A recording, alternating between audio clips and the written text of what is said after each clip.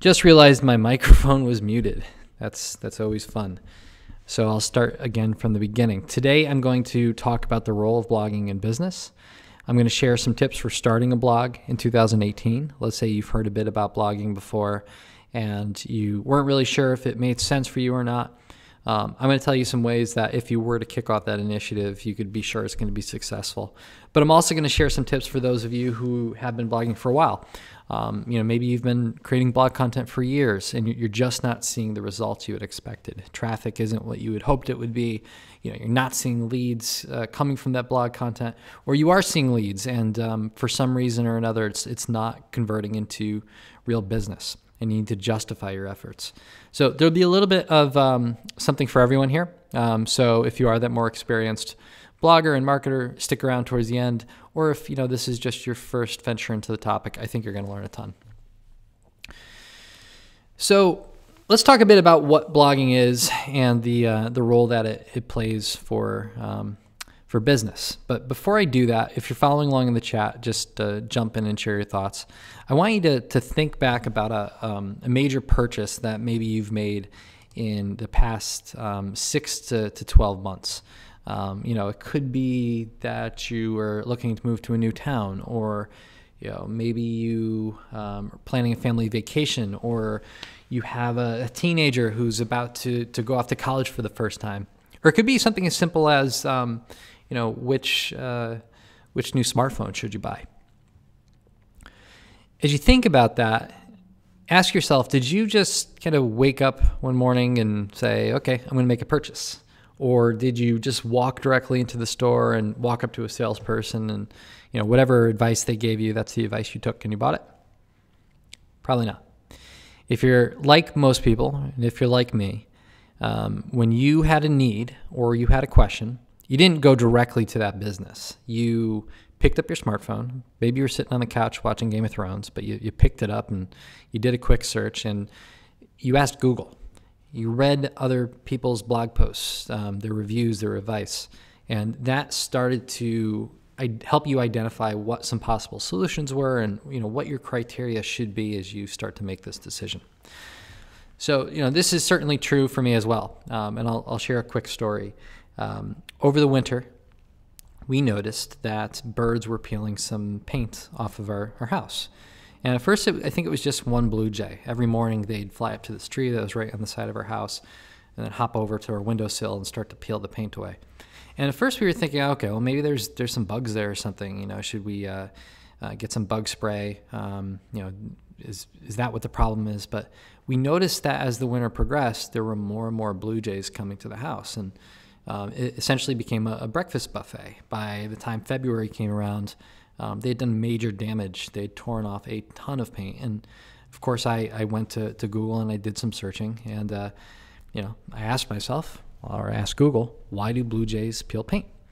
And turns out it's a very common problem. A lot of people experience this. And the reason they do it is because they get nutrition from it. I think there's calcium in the paint. It's an ingredient or something that's used to make the paint, and that gives them the nutrition that they need to get through the winter months. Okay, now I know what my problem is. I have a name for it, but I want to know how I can solve it. So I did some additional searches to say, well, how can I stop blue jays from peeling off the paint? And I found some tips about boiling eggs and throwing them in the yard. I guess they'd get the nutrition that way, and hopefully that would pull them away from peeling paint off your house. Didn't work, unfortunately, so by the time spring came around, we knew that we had to take some serious action. So do we paint the house, or do we do siding? Do we just fill in the patches that they did damage to, or do we have to do the whole thing? Lots of different questions, so we're starting to compare our different options. Now, at this point in my journey, I would say I was in a consideration stage. I knew I had a problem, I put a name to the problem, and now I need to find solutions to solve it. So once again, I'm turning to Google and I'm doing searches like paint versus siding, different types of siding, and I'm looking at the long-term cost benefits. So how many times am I going to have to paint my house over the next 30, 40 years compared to how many times I'll need to replace the siding? What has that greater benefit in the long term? What are some benefits of paint versus siding? Lots of different research, and you can see some of the other questions that people searched for when they were in a similar situation to mine: paint versus vinyl siding, paint versus stained cedar siding. So lots of different options that people tend to compare at this point. But they're not talking to a vendor yet, and neither was I. When I narrowed it down and I decided, okay, I'm going to move forward with siding, that's where we really started to drill deep into that particular solution. So what are the different types of siding? What does installation look like? What are some questions that I should ask contractors as I'm comparing them? How does it help our heating costs during the winter? Here's an example of a definition that appeared in search results. So I found out about this type called fiber cement. It tends to be more expensive, and it's a popular option. So this told me a bit about the pros and cons of that specific solution. And then you see some additional questions below. What is the best siding for a house? How much does it cost? And so on.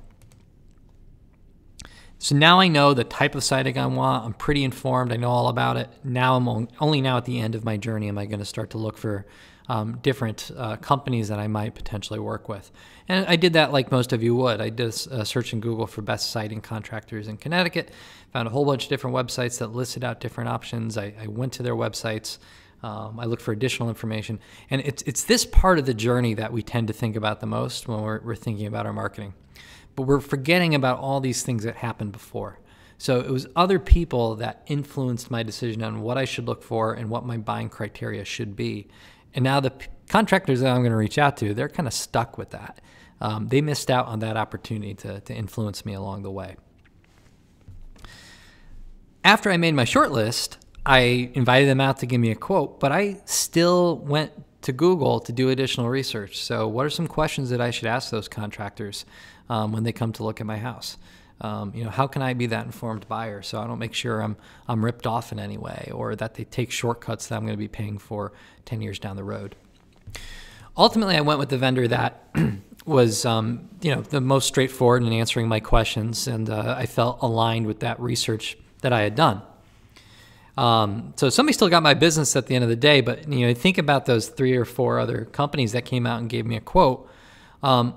If one of them had taken the time to answer my questions, anticipate what those questions were, and answer them directly on their website, there's a good chance I would have found them as I did those searches, and they would have been top of mind. They would have earned my trust much earlier in the process, and maybe I never would have even called any of the other companies. So there's a big missed opportunity for many businesses here to take advantage of, and the way that we address that is through blogging.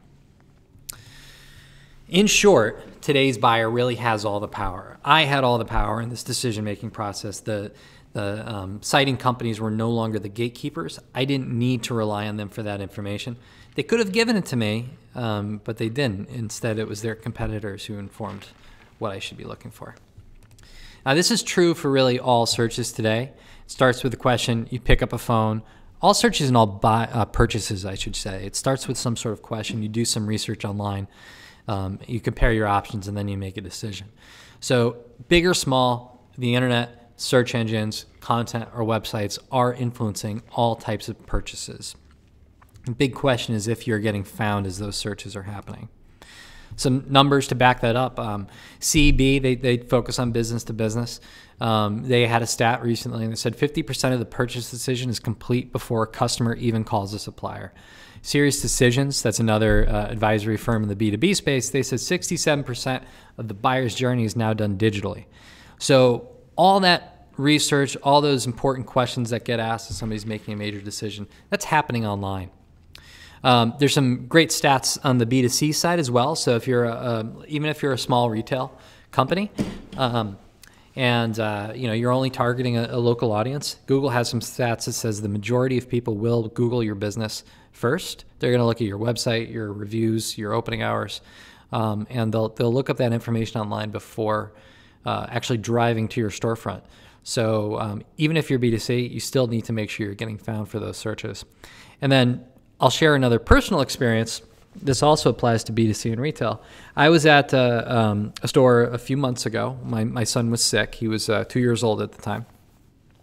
And he was very congested. And I was going down the medicine aisle, and I saw something that was made for kids. But I had been told certain medicines weren't safe for kids my age, so I was a little confused. So It said very clearly that it was appropriate for 2 to 5-year-olds. So I picked it up, and before I put it in my shopping cart, the thing only costs like $2.50. I picked up my phone and I started Googling the ingredients in the medicine. I wanted to be totally sure that this is something that was safe to give my child before I made the purchase. You may have done this where you've gone to a store, you saw something that you really wanted, you looked at that price tag, said, I wonder if I can get this for $5 cheaper on Amazon. So you picked up your phone, you did a search before you made the purchase. So really the point I'm trying to make here is that people are doing research online, all types of businesses, both purchases, both large and small. There's that stat, 80% of consumers use the search engine when looking for information about a local business.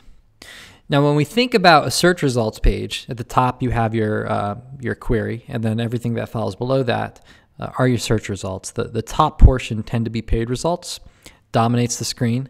And on the right-hand side, you have what would be a local business listing, if it was a local search. But then all the way towards the bottom, there's actually only one listing in this example. That is called organic listings or organic results. The interesting thing is, although that only takes up a small portion of the search results page, it's where the majority of the clicks actually go. So when we break down those numbers, we find that the ads on the top that dominate the screen, they only get about 2.8% of clicks. Everything else is going to that top organic listing. It's about 62% of clicks. So you can't really just buy your way out of this problem. It does help to have that placement. But if you really want to, A, get found, but then B, get the click when you do appear in a search results page, you need to be ranking organically. And this is not a trend that's going to go away. There's 63,000 searches per second, 167 billion searches per month, and over 2 trillion searches per year. This data is over a year old, so these numbers have probably gone up significantly. This trend is not going to stop. So how does blogging actually help your business? It's pretty clear that it helps us get found and grow traffic because we know that people are searching. But what is that real business impact that it has at the end of the day? If we think back to that stat about 67% of that journey being complete, or 57%, I should say, it's usually at that point where they've already narrowed down their options and now they need to make a decision. So all this stuff has already happened by the time they reach that point and they're on your website and they're thinking about emailing you or picking up the phone and calling you. So key question for us, if you're in business, you're thinking, well, that stinks. How am I supposed to change my situation if they've already made up their mind by the time they've come out to me? And, that answer is pretty easy. We have to influence them earlier in the journey. So how can we do that? I showed you earlier that as I was doing that major purchase, I did a lot of searching online, and a lot of that content I clicked on was blog posts. And we think about the benefits of blogging. One is that it helps you engage with your prospects much, much earlier in their buying decision. You're able to reach them earlier, and that allows you to earn their trust because you're the one that's answering their questions as they're doing this early research. And hopefully you're doing that without attempting to sell to them. So you come through as a reputable, honest resource. But it also kind of gives you the power to shape what their criteria should look like. What are the considerations that you should have as you're thinking about installing an in-ground pool? What are the different types of law firms that you could consider to solve a certain problem? You're the one who's able to influence that criteria that they're going to use to narrow down their options and ultimately choose somebody to do business with. Course does help you establish trust. So if you are answering their questions in an honest, straightforward way, it's hard not to be biased when we're writing for a business, but if you truly try to help them answer their questions and achieve their goals, you're going to develop a great deal of trust with them. So even if you're not the cheapest or the closest, or in some cases, even if you don't exactly meet the specific things they were looking for, you're potentially still going to get that business because you help them every step in the journey. You're obviously going to see more traffic. People go to Google to ask these questions. So if you have blog content that answers their questions, you're going to get found. They're going to click on your listing. Your traffic is going to go way up.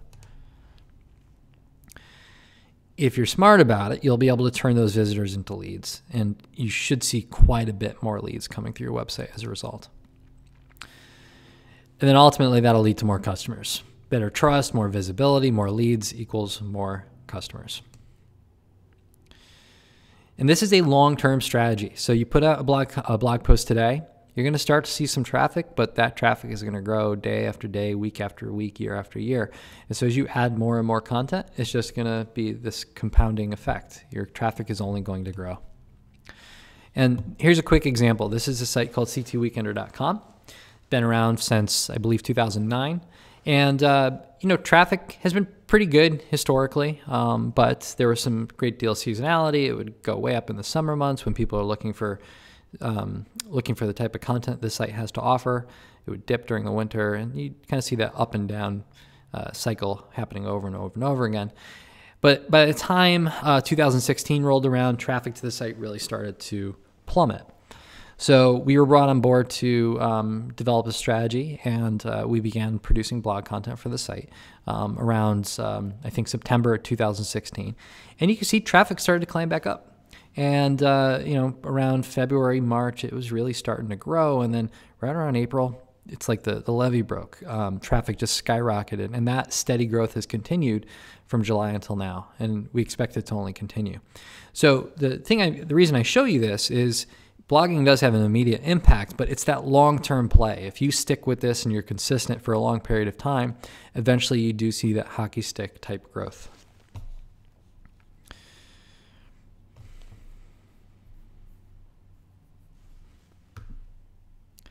And this is one of the blog posts that really pushed it over the edge. It was 10 awesome water parks. So during the summer months, people were looking for things that they could do with their kids to cool them down. So this just went viral, and within just a few weeks, it had almost 3,000 views. So where do you go if you want to get started? How do you start that business blog? Well, it usually starts with a kickoff meeting. This was a workshop that we had with a client of ours, and they were faced with a challenge of generating a new source of leads for their sales team. They knew their buyers were going online to research options, and historically most business had come through word of mouth, customer referrals, and just personal connections of the sales team, and they need a supplemental new stream of leads. So we came into the picture to help them devise an inbound marketing strategy, and blogging was a big portion of that. So it usually starts with this discussion. Who are our customers? What do they look like? What does their journey look like? What questions are they asking as they evaluate their options and make their decisions? And what this leads you to is something called a buyer persona. So what are their typical job titles? What type of companies do they work for? What is their buying process? Is this something a single person can decide on, or do they have to run it past their boss and their colleagues? What are the questions that they have throughout that journey, from the awareness to the consideration to the decision stage? What are some concerns that they might have that may lead them to stick with the status quo or choose a competitor? We have to create this profile because we have to know who we're writing for. So as we're thinking about what content to create, we want to make sure it's actually helping them make their decision and leading them in towards our set of solutions. Step 2, once you know who that buyer is, you know the questions that they're asking, and you know the journey that they go on, that helps us identify the types of topics that we want to target with our content. So you're starting with your persona research, you're doing some brainstorming. Hopefully you've involved the sales team in that process. They're the ones who are on the front lines. They're talking to your customers on a daily basis, so they know the questions and the topics that are really going to resonate with them. But you want to take that one step further and do some keyword research, and this is something that we really go deep on. Once we know that checklist of questions, we'll turn to a number of different tools to find out which variations and which phrases tend to have the most traffic. So if we were to target it, what might the expected outcome be? How many visits do we expect to get? How many leads do we expect to get by creating content around that topic? We also look at how competitive a certain search is. So if we were to go after this heavily searched term, what are the chances that we would actually get that ranking? And that leads us to a checklist of things that make the most sense to pursue first. Where are we going to see the greatest return on our effort if we were to develop that strategy? Step 3, you need to take all that research and turn it into a plan. You need to have a strategy. And a great way to do this is to develop an editorial calendar. I suggest that you use something like an Excel spreadsheet or a Google Sheets document to set this up. And it could be as simple as, what's the keyword we're targeting? Which persona are we targeting? What is that blog headline? What's the draft due? When's it published? And who's the author going to be? Just something that's documented and helps you hold yourself and your team accountable so that you're not just putting up a blog post 1 week and then not getting back to it 2 months later. You have some consistency in place, which will hopefully lead to better success. You also need to have a platform. This content has to be published somehow. And there's 2 tools that we love for this. HubSpot is absolutely our first choice. HubSpot is a all-in-one marketing software that helps you increase traffic, capture leads, and close more deals. But its blogging functionality is really phenomenal because it has many built-in SEO tools that help you write blog posts that are going to perform really well. WordPress is another great solution. Many websites on the web are built on WordPress and most likely have a blogging template built in. So if you're on a WordPress website already, you should have a lot of the tools that you need. The only difference here is that you're going to need some additional plugins to make sure that content does really well. One or the other, you want to have a good platform in place that you can trust and meet your needs. And a good tip here is you're developing your editorial strategy, you're putting together that calendar, and you're putting the plan together. It shouldn't just be one person creating content. Really, everybody at the team should be contributing in some way, whether that's writing blog posts start to finish or just sharing some thoughts in rough notes that somebody who's a better writer could polish up into a formal blog post.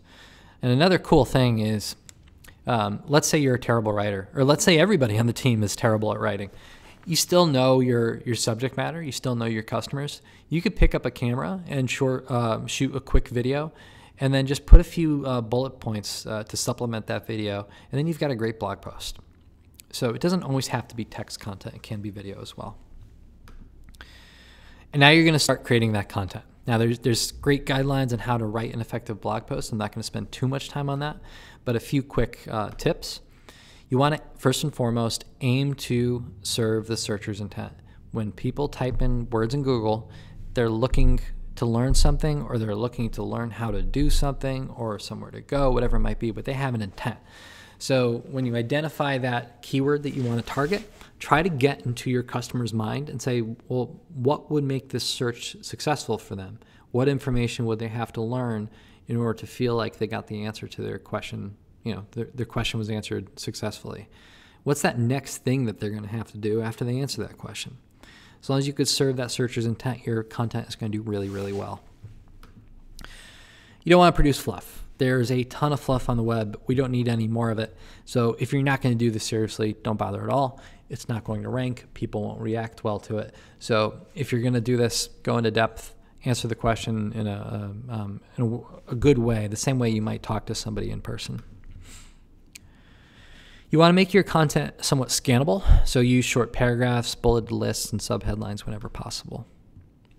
Images can be incredibly helpful in helping people understand the substance of your content. Some people tend to be more visual learners, so images are a great addition.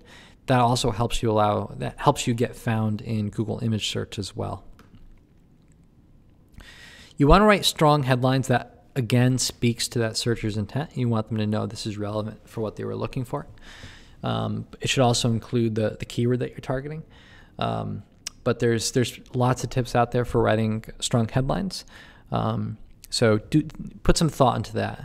That you should be spending a lot of time on creating a quality headline, almost as much time as you are in producing the content. One other tip is that you want to make sure that your audience knows that this is relevant to them. So if you have a template, say what job title or what industry that template is for, so people know that it's relevant to them. This is a very common mistake where we're not implying the content is for our targeted personas. How-to posts, tactical posts, pros and cons, best of type articles perform really, really well. This is an example of one of the pros and cons posts that we wrote for one of our clients. Ranks for a number of different keywords, but it talks about the advantages and disadvantages of a certain type of technology. And right in that, if you're trying to find out what those keywords are, when you do a search result for a given term, you're going to see this people also ask box appear. And these are literally questions that people are typing into Google search results. So take a look at that, see what people are asking for. All these can be turned into really strong blog headlines.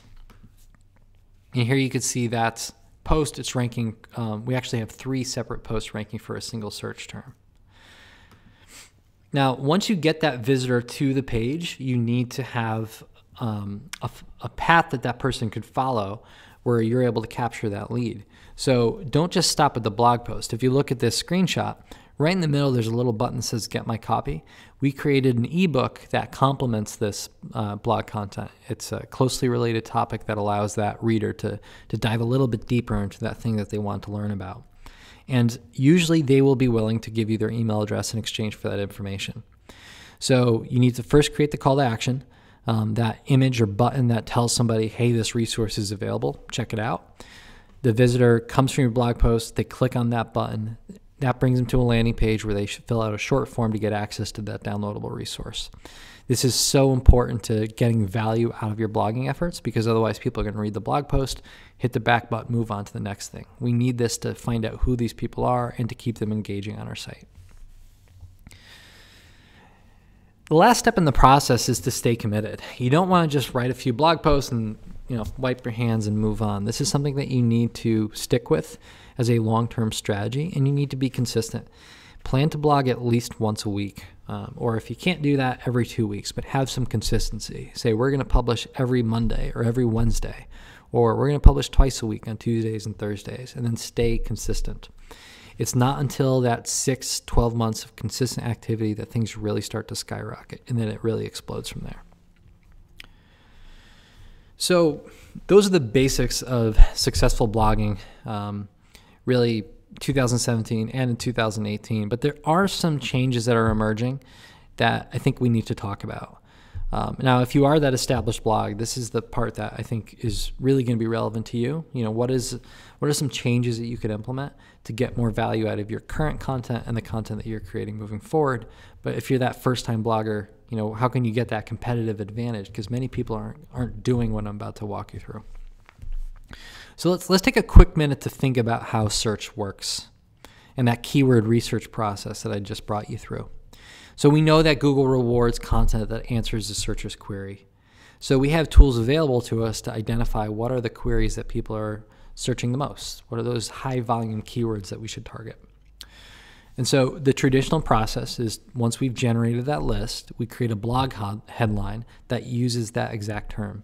So here's an example for somebody who is doing research about, maybe they're thinking about sending their child to a boarding school. So we see they do a search like, what is boarding school like? Boarding school, troubled teens. How do boarding schools work? Are boarding schools worth it? So naturally, we're going to look at that list and say, well, how can we package those keywords into a headline? So for what is boarding school like, our headline might be, what is it like to attend a top boarding school? And you can see how it leverages those terms. The problem with this is the way that we're now searching has changed. So this model assumes that if you use that same keyword in your content, in the headline, in the URL, and in the body of the blog post, you're going to do great. But the reality is we're not really thinking in this way as we do search, and this isn't the way that Google is actually indexing content. It is to a degree, but starting to look at some additional factors. So now we have these things in our homes like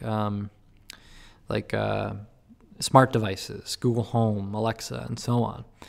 So the way that we're searching today is very different than it was, say, 10 years ago. So if we go back to that boarding school example, 10 years ago, I maybe would have searched, in quotes, boarding schools and Connecticut, because I would want to see boarding schools located in Connecticut. But today, I would go to my Google Home and say, Google, what are the best boarding schools? And it's going to just answer that question directly to me in same way I was speaking to an individual, like a real person. The result of this is that there are thousands of ways that somebody might search for exactly the same thing, because we all speak in slightly different ways. We have a different style to how we communicate with others. So we're less rigid in our communication with search engines. So Google needs to get a better understanding of what our actual intent was, and they're paying a little less attention to what the specific words in our query were. So for example, if we look at the topic best boarding schools, we're going to see things like 10 best boarding schools, the best boarding schools, best boarding school, best boarding schools near me. All these searches mean exactly the same thing. So if we were to think about that traditional keyword research process where we take each one of these keywords and then spin it into a headline, we're going to create like 200 blog posts that say the same thing over and over and over again just because we're trying to target every single keyword variation. It just doesn't make sense. But that is what we've been doing as marketers over the past 5-10 years. As this list continues to expand and there's more search variations, we're just saying, well, how can we continue to spit out the same stuff over and over again? And that's why there's so much fluff on the internet. It's also not sustainable. There's just no way we can potentially fulfill all those needs. So the way that we can address that is we move away from a keyword-driven approach to blogging to topics. Google is doing the same thing. In order to account for all these variations, they're trying to understand, well, what is that core topic that you want to learn about? What are the questions you're likely to have after this initial search? What are the questions that you probably had before this search? We want to show you the content that answers that topic comprehensively rather than just only answers that very narrow keyword that you typed in. So there's this big shift away from keywords to topics. And we see that Google favors content that covers a topic comprehensively. If you were to take any blog post or any page on your website and look at the keywords that ranks for, there's probably anywhere from 20 to several hundred different keywords that a single piece of content is showing up in search results for. And that's because Google knows that content serves multiple intents. So even though your headline says one thing, your post may be getting more traffic from a totally different search query than what your headline speaks to. So the way that we could adopt this change into our marketing strategy is using a new type of content called pillar content. And a pillar content or a pillar page is a single piece of content that aims to cover a topic comprehensively. It tends to be that broad resource that goes start to finish so that it can rank for many different search queries that are closely related to whatever that core topic is. That could be types of citing. That could be increasing leads for your business. It could be Facebook marketing. It could be finding the best boarding school. There's really no limit to the different types of topics that you could cover, and you want to find the ones that are relevant to your business. The important thing is that piece aims to be the authoritative source on that topic. So it needs to be better than all the other things that are out there. And when we think about the traditional blog post, that 500 to 800 word piece of content that is pretty specific and pretty targeted, if we have a pillar page that targets a topic comprehensively, it kind of becomes that intro/101 resource on the web around that given topic. We could use our blog posts as a means to dive deeper into our subtopics. And we should, because that gives us some SEO benefit. But there's a clear relationship between the pillar page and our individual blog posts. So we call these topic clusters. I'll show you what that looks like in just a moment. But as you're thinking about your strategy, your content strategy or your blogging strategy, you want to think of it as a series of pillars, a stabilizing foundation for your content plan. Each of those pillars is a pillar page, and those pillars should be aligned to some of the core challenges or core needs that your business helps to solve. So what does a pillar page look like? Is a comprehensive long-form resource that's prominently featured on your website. All content is displayed on the page, and this is a big difference than maybe what we would do with an ebook, where we're hiding something behind a gate. Our pillar content is all displayed on the page so search engines can easily crawl and understand that. It targets a common topic that your prospects and your buyers and your customers ask about. So if they were to buy your solution, they are usually faced with some challenge. What is that challenge? What is that thing that you have to educate them on before they're ready to buy? So you're usually only going to have 1 to 2, maybe 3 core pillar pages that are really strategically important to your business. And the content of that page should be structured like a book. So what's the intro? What would chapter 1 be? What would chapter 2 be? Chapter 3? What are all the key things that you need to touch on to be able to cover that topic comprehensively? And then very importantly, it aggregates all these much more granular pieces of content that you might create. Things like 5 things to consider when developing a plan on X, Y, and Z. That sort of traditional blog post that we see all the time. Could be videos as well. Now, the beauty in this is if you adopt this very disciplined structure, you are ultimately able to publish fewer blog posts over the long run while hopefully capturing the same amount of traffic, if not more. It also creates a very logical and strategic roadmap that tells you what content you should create and what order. And it creates a strong narrative on your website. So if somebody lands on a pillar page or a blog post that's a part of a topic cluster, you're already answering that next need, that thing that's going to come next. So once they've learned about topic A, they could also learn about topic B right there on your website. And you've created this clear link structure that allows them to get from point A to point B. So the end result is you're ranking better, you're getting more links to your website, you have much more engagement on your website because people are very easily able to dive into that next piece of the puzzle. And it's a great resource for your sales team. So thinking about that boarding school example again, if you're that boarding school and you want to rank for those highly competitive searches, your persona might be a parent. So what are the 2 to 3 different pillar pages that you might develop? One, of course, is going to be the admissions process. When people are applying to a school, there's a lot of anxiety around that. There's a lot of questions people have. There's a lot of preparation and thought goes into the process. So creating an educational resource around successfully navigating the admissions process could be a great thing. You could also create a pillar around your unique approach to education. That becomes a great guide that helps you differentiate against your competitors. How do you create them? One, you're creating 1 to 3 topics. If you're doing more than that, you're probably thinking too broadly, so you want to really narrow it down. What are those handful of things that if we had this great resource on, it would really help us create more educated prospects and leads and help us with our sales process as well. Then you're going to develop that outline. So what would subtopic 1 be? What would subtopic 2 be? Subtopic 3? And then once you have that outline, you're going to look at all the content you already have, and you're going to start to back that in. That's going to tell you where you already have a lot of it already built out, where your gaps are. And then you're going to create that roadmap for filling those gaps. If you've created them, you have your first pillar page. You have this great resource that you could launch on your website. Hopefully you package it into a PDF so you could also give people the option to download a PDF version in exchange for their email address. That helps you get some leads. And then as you start to write blog posts that answer each of these subtopics in more depth, you're going to want to link to those blog posts, and you're going to want to have those blog posts linked back to your pillar page. And then this is a process that you're going to continue on a quarterly basis or an annual basis, whatever your resources allow. But the structure is there. You're starting with that pillar concept, and then you're building out your editorial strategy for your blog to build out each of these subtopics of your pillar. Stick to the plan. Don't give up. This is hard work, but the impact can be amazing. If you need external help, there's lots of ways you can turn to get that, whether that's hiring freelance writers or a marketing agency or potentially a new hire. But the value is there. So that is the end of our webinar today. Hopefully you've learned some great tips for either launching a blog for the very first time or trying some new tactics to see more success from your blogging efforts in 2018. If you have any questions at all, please don't hesitate to reach out, and stay tuned for some additional resources. Thank you very much, guys.